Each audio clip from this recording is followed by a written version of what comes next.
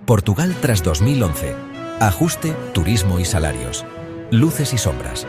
En 2011, Portugal vivió uno de los giros más duros de su historia reciente. Agotado por la crisis financiera global y por una década de desequilibrios acumulados, el país solicitó un rescate internacional y se embarcó en un programa de ajuste que marcaría a toda una generación. La idea central era recuperar la confianza de los mercados y volver a crecer, pero sin la herramienta de una moneda propia que permitiera devaluar. El camino fue otro, la llamada devaluación interna. Es decir, ganar competitividad reduciendo costes y reformando sectores clave para que la economía fuera capaz de exportar más, atraer inversión y sostener el empleo en un entorno mucho más exigente. Durante aquellos primeros años, la palabra que más se escuchó fue sacrificio. Los presupuestos públicos se apretaron, muchas familias tuvieron que reorganizarse y el desempleo alcanzó niveles que hasta entonces resultaban impensables. Es fácil olvidarlo con la perspectiva del tiempo, pero en la primavera de 2013, el paro tocó techo, y no solo en las ciudades. Hubo regiones enteras que vieron marcharse a sus jóvenes buscando oportunidades fuera. El salario mínimo, además, estuvo congelado al inicio de la década, lo que tensó aún más el día a día de quienes menos ganaban. Aún así, se plantaron algunas semillas que después serían importantes. Se cambió la forma de gestionar ciertas empresas públicas, se ajustaron reglas del mercado laboral y, sobre todo, se instaló la idea de que Portugal tenía que vender mejor al mundo lo que sabía hacer. A partir de 2015 la fotografía empezó a mejorar. No fue un milagro instantáneo ni un golpe de suerte, sino una recuperación gradual, paso a paso. El desempleo comenzó a descender, las exportaciones volvieron a traccionar y el sector servicios ganó relevancia. Lo interesante de ese periodo es que el péndulo dejó de oscilar entre extremos. El país se acostumbró a crecer sin desequilibrarse tanto, con unas cuentas públicas algo más ordenadas y con una economía más abierta. Mientras tanto, se fortalecía un motor que ya venía sonando desde hacía años, pero que a partir de entonces subiría claramente de revoluciones: el turismo. Portugal se convirtió en un destino deseado por razones que combinaban la calidad intangible con ventajas muy concretas. Lisboa y Oporto ofrecían historia y modernidad a la vez. El Algarve seguía siendo sinónimo de costa luminosa y estilo de vida pausado. Madeira y las Azores aportaban naturaleza y singularidad. Y más allá de los folletos de viaje, había algo muy práctico: conectividad aérea creciente, una percepción de seguridad muy alta y una relación calidad-precio difícil de igualar. Todo eso formó una ola que empezó a romper con fuerza sobre la economía portuguesa. Más visitantes, mayor gasto y una cadena de valor que se extendía desde el pequeño alojamiento local hasta las grandes inversiones hoteleras. Entonces llegó 2020 y con la pandemia, el mundo levantó barreras. La economía turística se paró de golpe. Portugal vivió, como el resto de Europa, meses de silencio en las calles, cancelaciones, cierres temporales y una incertidumbre que parecía no tener fin. Y sin embargo, cuando el planeta volvió a abrirse, el país demostró hasta qué punto había aprendido a posicionarse. En 2022 se notó el rebote de la demanda embalsada. En 2023 se superaron claramente los niveles pre-COVID. Y 2024 consolidó esa recuperación con nuevos máximos de ingresos y llegadas internacionales. La inercia era clara. El turismo no solo había vuelto, había regresado con un músculo mayor. ¿Cuál fue el impacto real de ese empuje? Primero, la balanza de servicios se volvió más sólida. Entraron divisas, mejoró la cuenta corriente y el país ganó margen frente a shocks externos. Segundo, se dinamizó el empleo en hostelería, comercio, transporte y actividades culturales. Tercero, se atrajo inversión hacia rehabilitación urbana, oferta hotelera y experiencias diferenciadas. En conjunto, el turismo funcionó como un diésel de gran cilindrada. Quizá no el más sofisticado, pero confiable, potente y capaz de tirar de otros vagones. Pero toda luz proyecta sombras. La primera es la dependencia. Cuanto más peso tiene un sector en el conjunto de la economía, mayor es la exposición a los ciclos propios de ese sector. Una pandemia, una crisis geopolítica o una subida del precio del transporte pueden morder los márgenes con rapidez. La segunda es la estacionalidad. La concentración de actividad en determinadas épocas del año genera picos de empleo y de ingresos, y también valles. La tercera, quizá la más sentida por las familias, es la presión sobre la vivienda en barrios y municipios donde el turismo convive pared con la vida residencial. A medida que el alojamiento turístico de corta duración se hizo más rentable que el alquiler tradicional, parte de la oferta residencial migró hacia ese uso. La consecuencia fue un aumento de precios que descolgó a mucha gente, especialmente a los jóvenes y a quienes trabajan en los mismos servicios que alimentan el motor turístico. No es casualidad que la política pública de vivienda se volviera uno de los debates centrales del país. En 2023 se aprobó un paquete de medidas, conocido de forma abreviada como Mais Habitação, que restringió el alojamiento local en zonas consideradas tensionadas y cerró la vía inmobiliaria de los llamados Golden Visa. La lógica era evidente: enfriar la presión sobre el mercado residencial, devolver oferta al alquiler de larga duración y moderar los incentivos a la inversión puramente especulativa. Como toda medida de calado, tuvo defensores y críticos. Unos subrayaban la necesidad de proteger a los residentes, otros alertaban del riesgo de pisar el freno a un sector que genera empleo y sostiene el tejido de pequeñas empresas. La discusión no quedó ahí. En 2024, el marco del alojamiento local se reordenó de nuevo para ajustar en qué condiciones, dónde y cómo podía operar. La intención declarada fue encontrar un equilibrio más fino, que el turismo siguiera aportando ingresos, pero que el acceso a la vivienda no se deteriorara. Volvamos ahora a los salarios.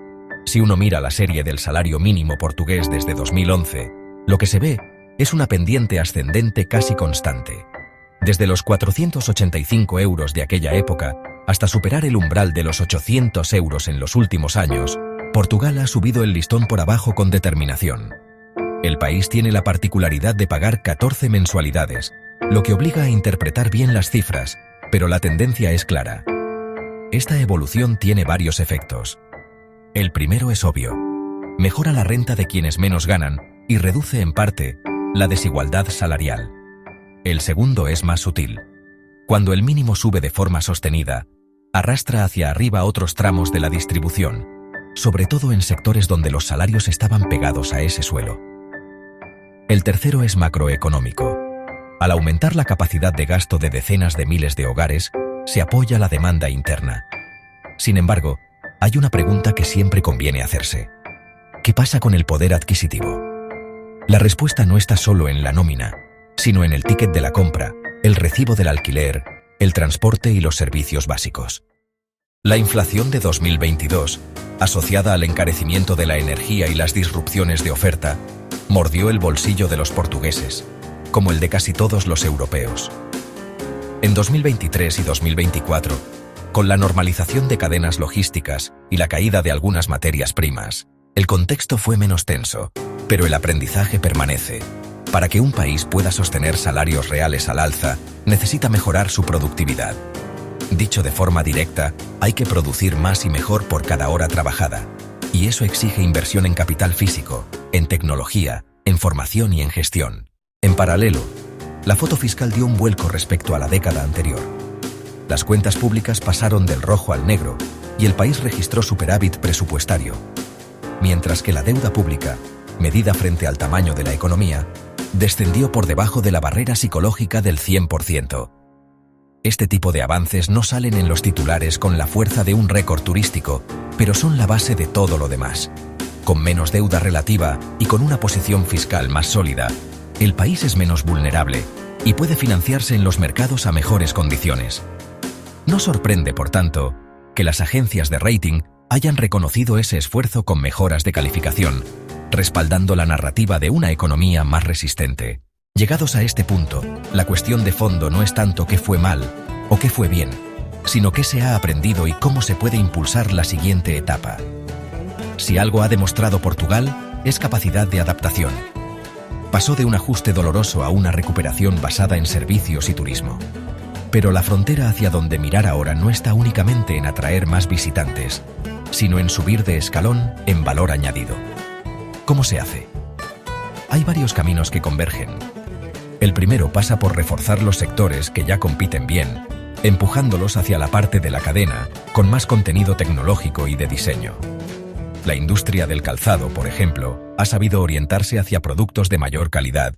Los agroalimentarios pueden crecer en transformación, marca y distribución. La energía tiene una ventana abierta con la transición verde, desde el hidrógeno a los parques eólicos offshore. El segundo camino es el de los servicios avanzados. Software, ciberseguridad, análisis de datos, diseño digital, servicios financieros especializados. Portugal cuenta con universidades que forman talento y con un ecosistema emprendedor que, aunque pequeño, ha madurado con rapidez. Retener a los jóvenes y atraer perfiles internacionales es crucial, y para eso se necesita un cóctel que mezcle salarios competitivos, vivienda asequible y calidad de vida. Aquí vuelve a aparecer la palabra vivienda, quizá la más repetida de este guión junto con turismo.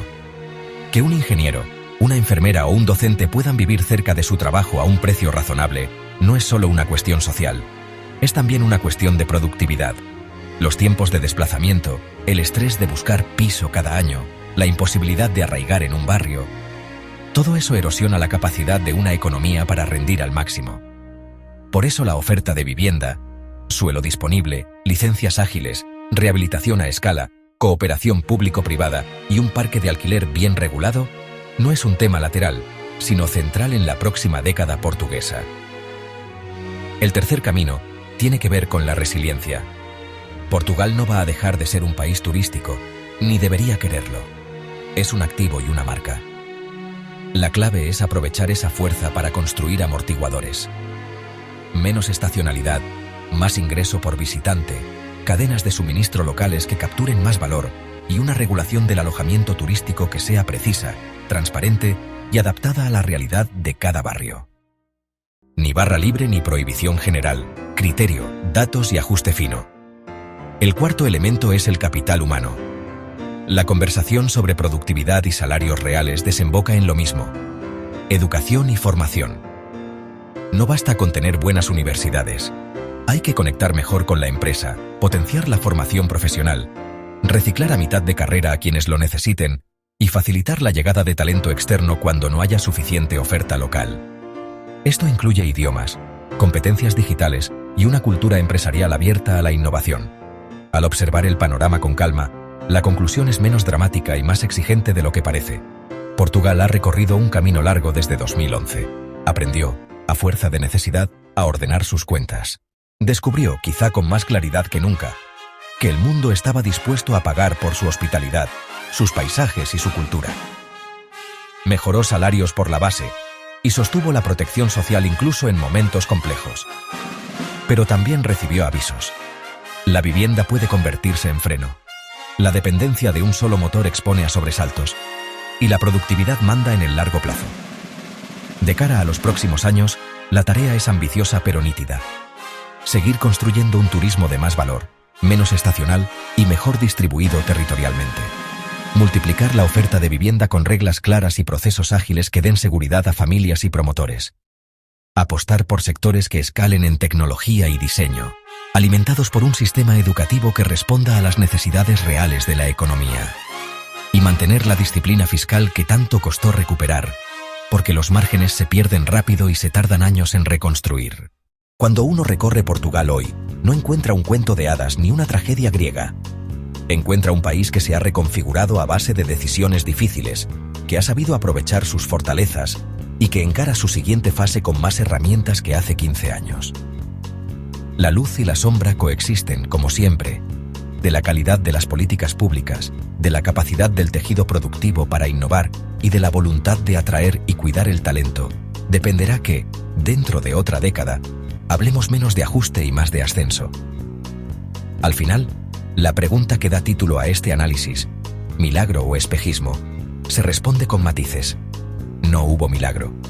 Hubo trabajo, reformas, resiliencia y oportunidad. Tampoco hubo espejismo. Los resultados están ahí, en las cuentas públicas, en los aeropuertos llenos y en la mejora del salario mínimo.